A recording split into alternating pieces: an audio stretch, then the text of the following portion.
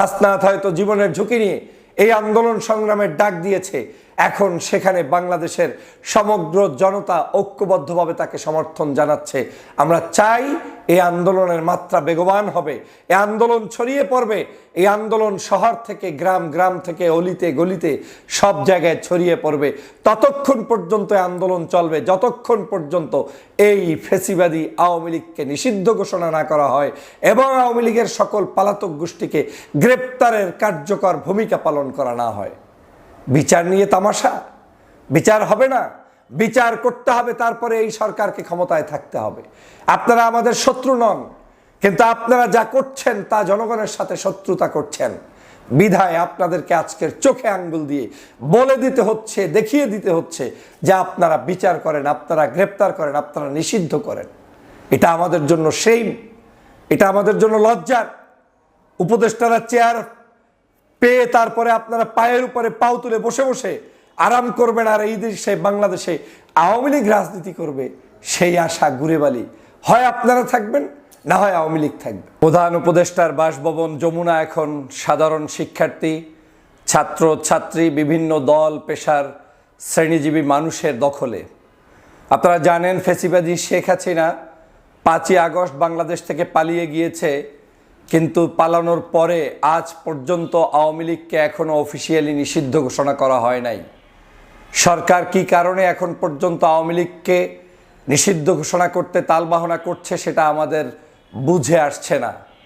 আপনারা জানেন যে একে একে আওয়ামী লীগের সকল দোসরদেরকেই দেশ থেকে বিভিন্ন জায়গায় তাদেরকে পাঠানো হচ্ছে, গোপনীয়তার সাথে তাদেরকে দেশ ত্যাগ করানো হচ্ছে, কাউকে কাউকে বাংলাদেশি বিভিন্ন প্রোটেকশনের মাধ্যমে রাখার সুব্যবস্থা করা হয়েছে। আওয়ামী লীগ 2000-এর অধিক মানুষকে হত্যা করেছে। ফ্যাসিবাদী শেখ হাসিনার নির্দেশে যারা যারা এই হত্যা কর্মকাণ্ডের সাথে সম্পৃক্ত তারা প্রত্যেকেই নিরাপদ আশ্রয়ে রয়েছে, কিন্তু কিছু নামকাওয়াস্তে কিছু সাধারণ আওয়ামী লীগারদেরকে গ্রেফতার করে শুধুমাত্র জাতির সাথে প্রতারণা প্রহসনের কার্যক্রম পরিচালনা করছে। আপনারা জানেন যে গত 5ই আগস্টের পূর্বে যে ভয়াবহ হত্যাকাণ্ডটি হয়েছে, এই হত্যাকাণ্ডে আওয়ামী লীগ সরকারের সেই সময়ের প্রধানমন্ত্রী শেখ হাসিনা, তারপরে সেই সময়ের ওবায়দুল কাদের, সেই সময়ের আপনার পররাষ্ট্রমন্ত্রী, স্বরাষ্ট্রমন্ত্রী, তথ্যমন্ত্রী, এরকম করে আইনমন্ত্রী সহ বড় বড় যারা রাঘব বোয়াল ছিলেন, যারা মূলত সরাসরি হত্যাকাণ্ডটি সংগঠিত করতে নির্দেশনা দিয়েছেন, তাদের মধ্যে সিংহভাগ মানুষকেই গ্রেপ্তার করা সম্ভব হয়নি তথা সম্ভব করেনি, তথা তাদেরকে গ্রেপ্তার করার কোনো মানসিকতা দেখানো হয়নি। উল্টো তাদেরকে আমাদের চোখ ফাঁকি দিয়ে বাংলাদেশ থেকে ভিন্ন দেশে পাঠানোর সুব্যবস্থা করা হচ্ছে, লাল গালিচা সংবর্ধনা দেওয়া হচ্ছে। লজ্জাস্কর বিষয় হচ্ছে, আপনারা জানেন গতকালকের গভীর রাতে বাংলাদেশ থেকে একজন সাবেক রাষ্ট্রপতি, যিনি আওয়ামী লীগের আমলে সবচাইতে বেশি সময় ধরে ক্ষমতাধর একজন রাষ্ট্রপতি ছিলেন, আব্দুল হামিদ সাহেব, একজন মার্ডার কেসের আসামি তিনি, তাকে কোনো ধরনের সাধারণ মানুষের যে অনুভূতি তার উপরে আঘাত করে তারপরে সেই মানুষটিকে নিরাপদে বাংলাদেশ ত্যাগ করতে সুযোগ করে দেওয়া হয়েছে। সাধারণ জনগণ ক্ষিপ্ত হয়েছে, সাধারণ জনগণ বুঝতে পেরেছে যে এই আওয়ামী লীগের বিচার করার মানসিকতা এদেশের আমাদের কারো মধ্যে এখন যেন নেই, এরকম একটি অবস্থা তৈরি হয়ে গিয়েছে। সরকারও সেই কারো নেই ভাবের মধ্যে সরকারও সেটাকে লুফে নিয়েছে এবং সরকার সেই অবস্থানটা এখন দিন দিন জারি রাখা শুরু করে দিয়েছে। আমরা এই সরকারকে কোনো অবস্থায় মনে করি না যে শেখ হাসিনা বিদায় নিয়েছে তাই রিপ্লেসমেন্টের কোনো একটি সরকার। এই সরকার হচ্ছে অভ্যুত্থান পরবর্তী একটি সরকার, বিপ্লব পরবর্তী একটি সরকার।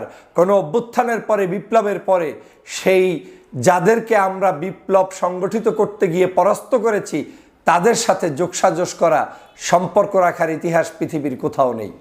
কিন্তু নির্লজ্জ হলেও সত্য, সেটা বাংলাদেশে এখন আছে। বাংলাদেশে এখন মানুষগুলোকে নিরাপত্তা দেওয়া হচ্ছে, মানুষগুলোকে কোনো ধরনের কোনো মামলা, কোনো ধরনের কোনো বিচারের কাঠগড়ায় আনা হচ্ছে না, বরং প্রহসনের বিচারের একটি নাটক মঞ্চস্থ করা হচ্ছে। আমি সে কারণে দুদিন আগে বলেছিলাম যে বাংলাদেশের এখন যে ট্রাইব্যুনাল হয়েছে, লাভ কি আমার ট্রাইব্যুনালে? যদি ট্রাইব্যুনালের মাধ্যমে যারা খুনি তাদেরকে আমি গ্রেপ্তার করতে না পারি, তাদেরকে আমি বিচার করতে না পারি, তাহলে আমার এই ট্রাইব্যুনাল সম্পূর্ণ ভেস্তে যাবে। আজ তাই হচ্ছে।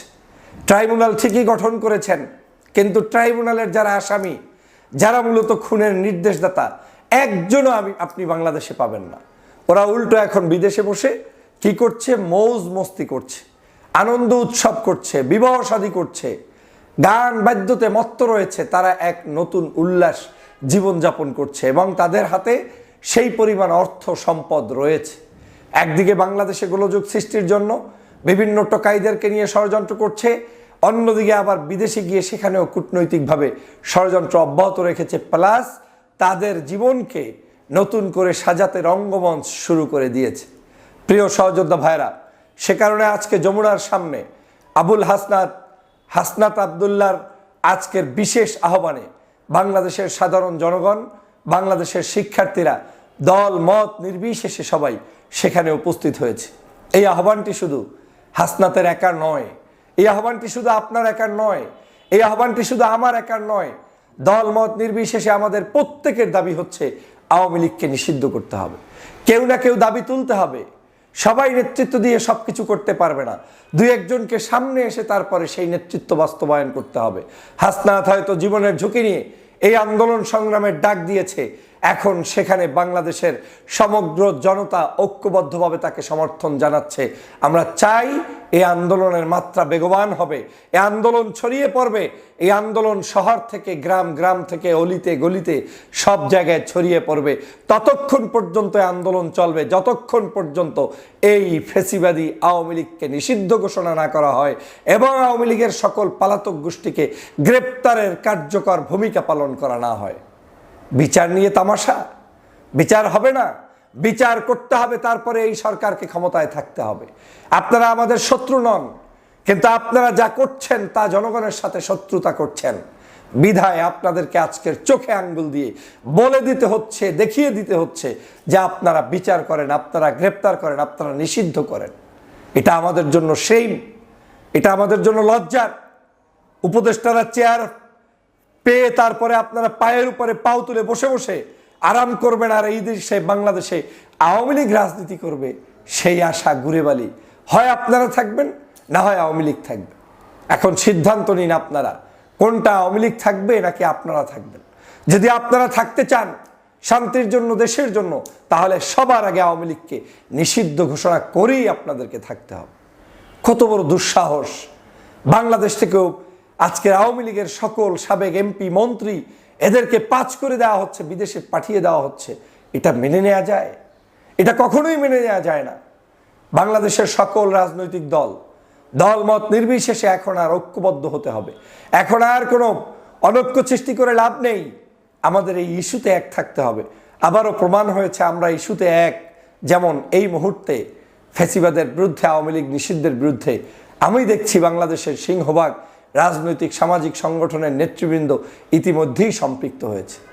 আমরা সিদ্ধান্ত নিয়েছি এই যমুনার সামনে থেকে যাব না। আমরা যমুনার সামনে থাকব। যমুনার সামনে আমাদের ভাই বোনেরা আমাদের এই দাবি পালন করিয়ে সরকার থেকে সুখবর নিয়ে তারপরে বিদায় নেওয়া হবে। আপনারা জানেন সরকারের একজন উপদেষ্টা বলার চেষ্টা করছেন স্বেচ্ছাসেবক লীগ এবং যুবলীগ নিষিদ্ধকরণ। এক ছাত্রলীগ নিষিদ্ধ করে 9 মাস পার করেছেন, আবার স্বেচ্ছাসেবক লীগ আর যুবলীগ নিষিদ্ধ করে 9-18 মাস আপনারা পার করতে চান। 3-27 মাস চালিয়ে তারপরে বিদায় নেবেন, সেই স্বপ্ন বাস্তবায়ন হবে না। স্পষ্ট করে বলতে চাই, এই সব চলবে না। আমাদের সাথে কোনো চতুরগিরি চলবে না। আমরা একটা দাবি তুলেছি, সেটা হচ্ছে আমাদেরকে চোখের সামনে আওয়ামী লীগকে নিষিদ্ধ করতে হবে এবং আওয়ামী লীগকে নিয়ে ভাবনার কোনো সুযোগ বাংলার জনগণের নেই। যারা এই গত 15টি বছর নির্বাচনকে কলঙ্কিত করেছে, যারা বাংলাদেশের মানুষের অধিকার নিয়ে ছিনিমিনি খেলেছে, তাদেরকে নিয়ে আপনাদের এত চিন্তা কেন, মাথা ব্যথা কেন? লজ্জা হওয়া উচিত জাতি হিসাবে, দেশ হিসাবে, আমাদের নাগরিক হিসাবে। প্রিয় সহযোদ্ধা ভাইরা, অতএব আসুন আমরা সবাই মিলে ঐক্যবদ্ধভাবে যমুনার এই আন্দোলনকে বেগবান করি এবং এই আন্দোলনের স্রোত সারা বাংলাদেশে যেভাবে ঢেউ উঠেছে, এই ঢেউয়ের মাধ্যমেই আওয়ামী লীগকে চিরদিনের জন্য বিদায় দেই। আমরা দেখি মাঝে মাঝে একটি ইস্যু ঢাকার জন্য আরেকটি ইস্যু নিয়ে আসে, কিছু ক্লিন ইমেজ মানুষদেরকে বিভিন্ন জায়গায় গ্রেপ্তার করার প্রচেষ্টা চালানো হয়। এটাও একটা কৌশলের অংশ বলে আমি মনে করি। এই সকল কৌশল চলবে না। আমরা আওয়ামী লীগের সকল অপরাধীদের গ্রেপ্তার সবার আগে চাই, তারপরে আওয়ামী লীগের মধ্যে যারা ছোট ছোট অপরাধ করেছে তাদেরকেও আপনি গ্রেপ্তার করবেন, আইনের আওতায় আনবেন। কিন্তু আসল অপরাধীদেরকে পার পেয়ে দিয়ে তারপরে কিছু মানুষদেরকে গ্রেপ্তার করার নাটক, এটাও আমি মনে করি আমাদের জনগণের সাথে প্রতারণা এবং প্রহসন। প্রিয় ভাইরা, অতএব এই আব্দুল হামিদ পালিয়ে যাওয়ার পরে নতুন করে জনতা বুঝতে পেরেছে যে বাংলাদেশে এখন একটাই দাবি হওয়া উচিত, সেটা হচ্ছে যে কোনো মূল্যে আমাদেরকে ফেসিবাদের এই আওয়ামী লীগের দোসরদের সংগঠন আওয়ামী লীগকে চিরদিনের জন্য বন্ধ ঘোষণা করা। আসুন ঐক্যবদ্ধভাবে সেই কাজটি করি, সবাই মিলে এগিয়ে যাই।